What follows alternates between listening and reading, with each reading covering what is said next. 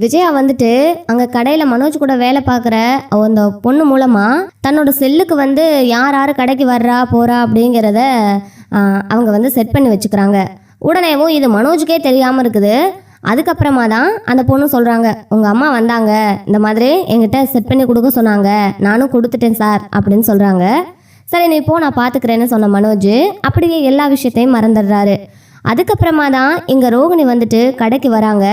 கடைக்கு வர விஷயத்த எங்கள் விஜயா வந்துட்டு காலையில் வந்து எல்லாருமே வெளியில் கிளம்பி போனதுக்கப்புறம் இங்கே உள்ளே வந்து செல் எடுத்து பார்க்குறாங்க. செல் எடுத்து பார்க்கும்போது தான் தெரியுது அந்த ரோகிணி வந்து உள்ள கடைக்குள்ளே வராது. காலையிலேருந்து இன்றைக்கி நோட் பண்ணுறேன் பாருடா, இன்றைக்கி அவள் வந்தால் கையும் களவுமா மாட்ட போகிறான்னு சொல்லிட்டு பார்க்குறாங்க. அப்போ தான் பார்த்தா ரோகிணி கடையில் வந்து இங்கே மனோஜ்கிட்ட ரொம்ப ஜாலியாக சகஜமாக பேசிகிட்டு இருக்காங்க. என்ன இவன் முன்னாடி பேசின மாதிரி நல்லா சகஜமாக பேசிகிட்டு இருக்கானே, அப்போ அந்த வக்கீலம்மா சொன்னது சரியாக தான் போச்சு, இவன் நம்மளுக்கு தெரியாமல் ரொம்ப இந்த வேலையெல்லாம் பார்த்துட்ருக்கான், இவன் மேலே தான் தப்பு இருக்குது, இப்படியே விட்டால் இவங்க 2 பேரும் ஒன்று சேர்ந்துருவாங்க, எப்படி ஒன்றுமே இல்லாதவளை என் வீட்டுக்கு மருமகளாக்கி நான் எப்படி அவளை வந்து சந்தோஷமாக பார்த்துக்கணுமா, இவ்வளோ பெரிய ஃப்ராடு வேலை பார்த்தவளை நினச்சிட்டு விஜயா இருந்துக்கிட்டு இதை இப்படியே விடக்கூடாதுன்னு சொல்லிட்டு வேகமாக ஃபோனில் இருந்தே கத்துறாங்க. ஏய் என்னடி நினச்சிட்ருக்க, இப்போது என் பையனோட வந்து ஒன்று சேர்ந்துடலான்னு பார்த்துட்ருக்கியா, அதான் டைவர்ஸ் கேஸ் வந்து கோர்ட்டில் நடந்துட்டுருக்குல்ல, அப்புறம் எதுக்காக கடைக்கு வர்ற, உனக்கும் என் பிள்ளைக்கும் என்ன சம்மந்தம் இருக்குது, அப்படி இப்படின்னு சொல்லிட்டு மானங்கட்டவளே அவளே இவளேன்னு சொல்லி அந்த அளவுக்கு பேசுகிறாங்க. உன் கூட இது என் பிள்ளைய உன்னை எப்போ தான் உன்னை என் பிள்ளைக்கு கட்டி வச்சுனோ அப்போ இருந்து இப்போ வரைக்கும் என் புள்ள நிம்மதியாகவே இல்லை, அவன் கஷ்டப்பட்டுட்டு தான் இருக்கிறான், எல்லாம் ஒன்னால் வந்ததுடி, நான் உன்னை போய் தேடி மருமகளாக கட்டி வச்சேன் பார்த்தியா, மரியாதையோடு சொல்கிறேன், இந்த கடையை விட்டு கிளம்பி போயிட்டே இரு, என் பிள்ளைக்கும் உனக்கும் எந்த சம்மந்தமும் இல்லைன்னு டைவோர்ஸ்க்கு அப்ளை பண்ண அப்புறம் கூட என் பிள்ளைக்கிட்ட உனக்கு என்னடி பேச்சு, மரியாதையோடு நீ இப்போ கடையை விட்டு வெளில போறியா இல்லையா அப்படின்னு கடையில் இருக்கிற எல்லாரும் பேர் முன்னாடியும் அங்கே அதாவது மீனா வீட்டில் இருந்துக்கிட்டே கத்துறாங்க. உடனே அண்ணாமலை வந்து கேட்குறாரு, என்னாச்சு விஜயா, என்ன பண்ணிட்டுருக்க அப்படின்னு சொன்ன உடனே, இங்கே பாருங்க அவள் வந்திருக்கிறான் அப்படின்னு சொன்னோன்னே, அவன்னு சொல்கிற யாரை சொல்லிட்டு இருக்கன்னு சொல்லி சொன்ன உடனே, இங்கே பாருங்க அந்த ரோகிணி தான் மனோஜ் கூட வந்து பேசிகிட்டு இருக்கா அப்படின்னு சொல்லிட்டு செல்ல காட்டுறாங்க. காட்டின உடனே அந்த இடத்துல வந்து ரோகிணி தலை குனிஞ்சு அழுதுகிட்டு நிற்கிறாங்க. அப்போ தான் அங்கே வந்து அண்ணாமலையும் பார்த்துட்ருக்காரு. என்ன விஜயா நீ, அவன்தான் திருந்தணும், இதில் நீயும் நானும் சம்மந்தப்படக்கூடாது, அவனோட வாழ்க்கையை அவன் தான் முடிவு பண்ணணும் அப்படின்னு அண்ணாமலை சொல்கிறாரு. அது எப்படிங்க, என் பிள்ளைய அவள் இந்த அளவுக்கு ஏமாத்துவா, மறுபடியும் அவளை நான் வீட்டுக்கு என் மருமகளாக கூட்டிகிட்டு வரணுமா அப்படின்னு விஜயா சொல்கிறாங்க. சம்மந்தப்பட்டவனே அவளை ஏற்றுக்கிறேன்னு சொல்லும்போது நீ என்ன சொல்ல முடியும்னு இதில் எதிர்பார்க்குற அப்படின்னு சொன்ன உடனே, இப்போ பாருங்க அவளை நான் என்ன பண்ணுறேன்னு சொல்லிட்டு அவளை நான் நிம்மதியாகவே விட மாட்டேன், எங்கள் குடும்பத்தை கெடுத்தது மட்டும் இல்லாமல் அவள் என்னென்ன வேலை பார்த்துருக்கா, என் பிள்ளையோட வாழ்க்கையை கெடுத்துருக்கா, அவளை சும்மா விட சொல்கிறீங்களா, இதுக்கு மேலேயும் நான் சும்மா விட தயாராக இல்லைன்னு சொல்லிட்டு அங்கேருந்து கிளம்பி போகிறாங்க. விஜயாவை எவ்வளவோ அண்ணாமலை தடுத்து பார்க்குறாரு, ஆனாலும் விஜயா கேட்கவே இல்லை. உடனேவும் இங்கே மனோஜ் வேகமாக வந்து ரோகிணி இங்கேருந்து கிளம்பி போ, எங்கள் அம்மா வந்துட்டுருப்பாங்கன்னு நினைக்கிறேன், போச்சு அப்படின்னு சொல்கிறாங்க.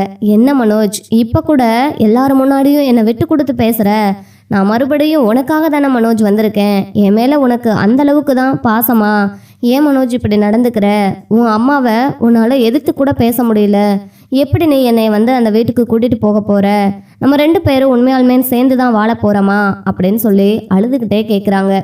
ரோகிணி, இப்போ அதை பற்றி யோசிக்கிறது கூட என்னால் முடியல, இப்போ நீ கிளம்பி போகலேன்னு வச்சுக்கோயே, அம்மா வந்தால் என்ன நடக்குமோ அப்படிங்கிற பயமே இருக்குது, உன்னை கழுத்தை பிடிச்சி வெளியில் தள்ளிடுவாங்க ரோகிணி, அப்புறம் இன்னும் அசிங்கப்பட்டு நிற்கணும்னு சொல்கிறாங்க. பரவாயில்ல மனோஜ், உனக்காக எவ்வளவோ அசிங்கத்தை தாங்கிக்கிட்டேன், இதுக்கு மேலே இந்த அசிங்கம்லாம் எனக்கு என்ன, உனக்காக இதையும் நான் பண்ணுறேன், எப்போ தான் எனக்காக பேசுவேன்னு நானும் பார்க்குறேன் அப்படின்னு ரோகிணி சொல்கிறாங்க. ஐயோ ரோகிணி சொன்னால் புரிஞ்சுக்கோ, அம்மா இப்போ வந்துட்டுருக்காங்க, உடனே வந்துட்டாங்கன்னா போச்சு அப்படின்னு சொன்ன உடனே, எத்தனை நாளைக்கு தான் நம்ம இப்படி மறைஞ்சு ஒளிஞ்சு இப்படி நம்ம பேசிக்கிறது, நீ என்னோட ஹஸ்பண்டு மனோஜ், அது உனக்கு புரியுதா, நான் எதுக்காக உன்னை ஒளிஞ்சு மறைஞ்சு யாரோ ஒருத்தரை பார்க்குற மாதிரி எதுக்காக வந்து பார்க்கணும், அதனால தான் சொல்கிறேன், இன்னைக்கு என்ன நடந்தாலும் நடக்கட்டும், இவ்வளோ அசிங்கப்பட்டதுக்கு அப்புறமும் இன்னும் அந்த கொஞ்சம் நஞ்ச அசிங்கத்தையும் நான் வாங்கிக்கிறேன், ஆனால் உன்னை விட்டுட்டு மட்டும் நான் போக மாட்டேன், யார் என்ன சொன்னாலும் நீ எனக்கு வேணும் மனோஜ், நீ இல்லாமல் நான் வந்து இருக்க மாட்டேன், கண்டிப்பாக நீ வந்து என் வாழ்க்கையில் எனக்கு ரொம்ப முக்கியம், நீ இல்லைன்னா நான் அந்த வாழ்க்கையை நினச்சி கூட பார்க்க மாட்டேன் அப்படின்னு சொல்லிட்டு ரோகிணி சொல்கிறாங்க. மனோஜ் அப்படியே பதறாரு. போச்சு பாஸ், அவ்வளோதான், நீங்கள் மாட்டினீங்க. அம்மாவா பொண்டாட்டியா என்ன பண்ண போறீங்கன்னு தெரியல அப்படின்னு பக்கத்தில் இருக்க சந்தோஷ் வந்து சொல்கிறாரு. சந்தோஷ் சொன்ன உடனேயுமேவும் இங்கே மனோஜ் வந்து ஏயா நீ வேற, நானே ஏற்கனவே என்ன நடக்குமோன்னு பதறிக்கிட்டு இருக்கிறேன், நீ வேற ஏன் இன்னும் எனக்கு வந்து ரொம்ப ப்ரெஷர் ஏற்றுறேன்னு சொல்கிறாங்க. பேசிகிட்டு இருக்கும் போதேவும் விஜயா வராங்க. வேகமாக வந்து எங்கடி இன்னைக்கு அவளை என்ன பண்ணுறேன்னு பாருன்னு கத்திக்கிட்டே வராங்க. போச்சு, ஐயோ அம்மா வந்துட்டாங்களே அப்படின்னு மனோஜ் பதறாரு. அம்மா அப்படின்னு வேகமாக வந்து விஜயா முன்னாடி நிற்கிறாங்க. உடனே விஜயா இருந்துக்கிட்டு என்னடா காரியம் பண்ணி வச்சிருக்க, நீ என்ன பண்ணி வச்சிருக்க, இவளை இனிமே இந்த கடை பக்கமே வரக்கூடாதுன்னு நான் சொல்லியிருந்தேன்ல, என் பேச்சை மீறி இப்படி ஒரு காரியத்தை பண்ணியிருக்கிற, இங்கே பாருடா உனக்கு அவ்வளோதான் மரியாதை, இப்போயேவும் அவளை இந்த கடையை விட்டு வெளில போக சொல்கிறியா, இல்லை இங்கே என்ன நடக்குதுன்னு மட்டும் அப்புறம் பாருன்னு சொல்கிறாங்க. மாமா இப்படி ரொம்ப சத்தம் போட்டு பேசாதம்மா, கடைக்கு வரவங்க கூட வரமாட்டாங்கம்மா, ப்ளீஸ்மா இதை நம்ம போய் வீட்டில் பேசிக்கலாம், இல்லைன்னா தனிப்பட்ட முறையாக பேசிக்கலாமா, கடையில் வச்சு இதெல்லாம் வேண்டாமா அப்படின்னு மனோஜ் சொல்கிறாரு. என்னடா ரொம்ப மாறிட்ட போல, உன்னை இவன் மாற்றிட்டாளா, எனக்கு தெரியும்டா, இங்கே பாரு ஒழுங்க மரியாதையோட அம்மா சொல்கிற மாதிரி கேளு, உன் வாழ்க்கை நல்லா இருக்கணும்னா அம்மா சொல்கிறத கேள்றா, அவள் வேண்டாம், உன் வாழ்க்கைக்குள்ளே வந்து முக்கால்வாசி உன்னை அழிச்சதே இவதான்டா, மறுபடியும் அவள் வாழ்க்கைக்குள்ளே போன அப்படின்னா உன்னை சுத்தமாகவேவும் அழிச்சிருவான்னு சொல்கிறாங்க.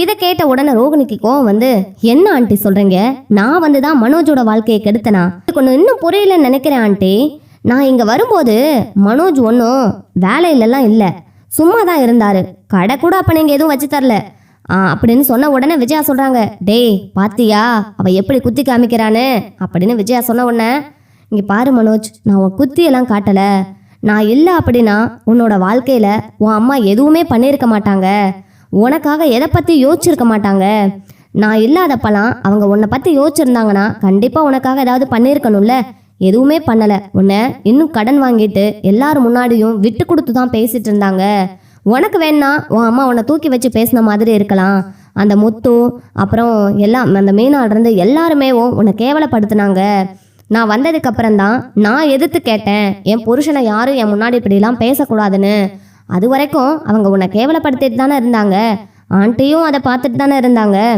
ஏதோ ஒரு ரெண்டு விஷயத்தில் சப்போர்ட் பண்ணியிருக்கலாம், எல்லா விஷயத்துலையுமேவும் நான் சொன்னதுக்கப்புறம்தான் அவங்க உன்னை எதுவுமே சொல்லலை, அது மட்டும் இல்லை இன்னும் நீ யோசிச்சு பாரு உனக்கே தெரியும்னு சொல்கிறாங்க.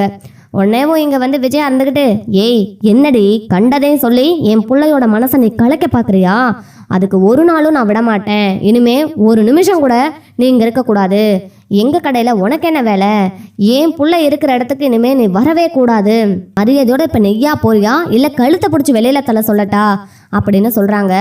அதை கேட்டதுக்கு அப்புறமா தான் இங்கே வந்துட்டு மனோஜுக்கு ஒரு மாதிரி ஆகுது. அம்மா வேண்டாம்மா எல்லாரும் வேடிக்கை பார்க்குறாங்க விட்டுருமான்னு சொல்கிறாங்க.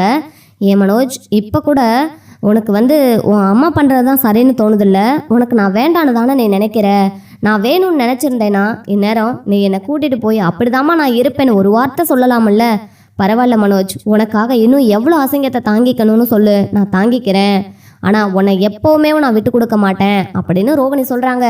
உடனே இதை கேட்டதுக்கப்புறம் இங்கே வந்துட்டு அப்பப்பா என்னம்மா நடிக்கிறா பாரு, என் புள்ள அப்படியே உன் பக்கம் விலகணுங்கிறதுக்காக எப்படி ஒரு நடிப்பை நடிக்கிற அப்படின்னு விஜயா கேட்குறாங்க.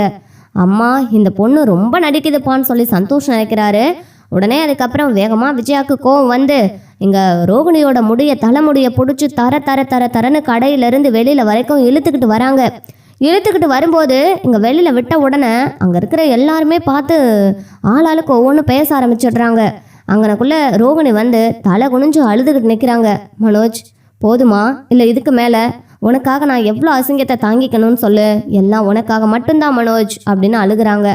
அதே இடத்துல மனோஜ் வந்துட்டு அம்மா போதுமா, நீ இதுக்கு மேலே ரோகிணியை பற்றி ஒரு வார்த்தை பேசுனீங்கன்னா அவ்வளோதாம்மா அப்படின்னு சொல்கிறாங்க. விஜயாவுக்கு அப்படியே ஷாக் ஆகிடுது. என்னடா இது, நம்ம புள்ள ஒரு வார்த்தை கூட நம்மளை எதிர்த்து பேச மாட்டான், இப்போ எதிர்த்து பேசுகிறானேன்னு சொல்லிட்டு என்னடா மனோஜ் என்ன சொல்கிற நீ அப்படின்னு கேட்குறாங்க. ஆமாம்மா உண்மையை தான் சொல்கிறேன், இது புருஷன் பொண்டாட்டி நாங்கள் 2 பேரும் சம்மந்தப்பட்ட விஷயம், இதில் நீங்கள் எதுவும் தலையிட வேண்டாம், எங்கள் வாழ்க்கையை எப்படி முடிவு பண்ணணும்னு எங்களுக்கு தெரியும், இதில் தயவு செஞ்சு நீங்கள் எதுவுமே பேச வேண்டாம், இதுக்கு மேலே ரோகிணியை ஒரு வார்த்தை பேசுனீங்கன்னா அப்புறம் உங்களை அவ்வளோதான், நான் பார்த்துக்கிட்டு சும்மா இருக்க மாட்டேன் அப்படின்னு சொல்கிறாங்க. இதை கேட்டதுக்கப்புறம் என்னடா மனோஜ் சுத்தமாக ஆளே மாறிட்ட, ஏய் என்னடி பண்ணுன என் பிள்ளைய, அப்படியே மாற்றி வச்சிருக்க அப்படின்னு ரோகிணியை பிடிச்சி கன்னத்தில் அடிக்க போகிறாங்க. அப்போ மனோஜ் வேகமாக கையை பிடிச்சி வேகமாக மனோஜ் வந்து விஜயாவை அடிக்க போகிறாரு. மனோஜ், என்னடா நீ இவளுக்காக அம்மா மேலேயே கை வைக்க வந்துட்டியா? ஏண்டா உன்னை நான் அப்படியாடா பார்த்துக்கிட்டேன் அப்படி இப்படின்னு சொல்லிட்டு விஜயா சொன்ன உடனே மனோஜ் சொல்கிறாரு, என்னம்மா பார்த்தீங்க? படிக்க வச்சிங்க, எல்லாரும் மாதிரி தானே நீங்களும் படிக்க வச்சிங்க. மற்றபடி ரோகிணி சொன்ன மாதிரி எனக்காக என்ன பண்ணீங்க? எதுவுமே பண்ணலைல. ரோகிணி வந்ததுக்கு அப்புறம் தான் அவள் எனக்கு கடையை வச்சு கொடுத்து என்ன கௌரவமாக இந்த இடத்துல உட்கார வச்சிருக்கா.